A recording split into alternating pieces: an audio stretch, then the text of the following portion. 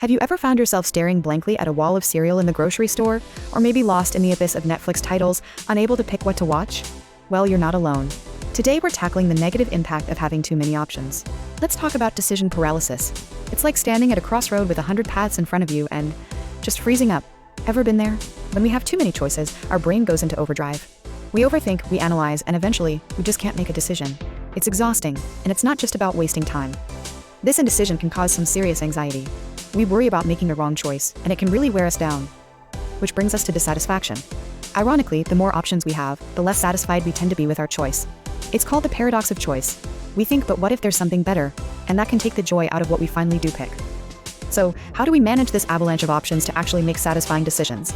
Let's talk solutions. First up, limit your choices. Give yourself a set number of options to choose from. 3's a good number.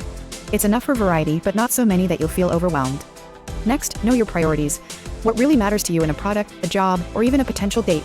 Keep those non-negotiables in mind to quickly eliminate options that don't align. Then, there's the satisfaction over perfection approach. Accept that good enough can be great, and that the perfect choice is often an illusion. Another tip is to set a time limit for your decision-making.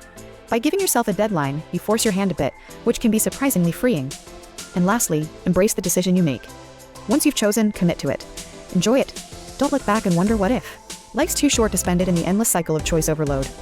By simplifying your decision-making process, you can reduce stress, save time, and up your satisfaction with life. Remember, folks, it's not about having all the options in the world. It's about finding the right options for you and making the most of them. Before we wrap up, let's not forget about modern dating. Oh, the paradox of choice has really thrown romance with the advent of dating apps. You know what I'm talking about. With a simple swipe, you have access to hundreds, if not thousands, of potential dates. It's like being at the biggest singles bar in the world, but you're just there standing in the corner, overwhelmed by the choice. The result? Decision paralysis hits hard. You might think that with all these options, finding the one would be easier, but it's actually the opposite. We become so picky that nobody seems to measure up. And even when we do go on a date, there's this nagging thought in the back of our minds, could there be someone better just a swipe away? This can stop us from fully engaging with the person right in front of us. So, how do we combat the paradox of choice in dating? Here's a hot tip. Limit your swipes. Maybe give yourself a certain number of profiles to look through each day. When you match, focus on getting to know a few people at a time. Quality over quantity, my friends. Remember, it's about the connection, not the collection. The goal is to find someone you vibe with, not to have endless options that you never explore deeply.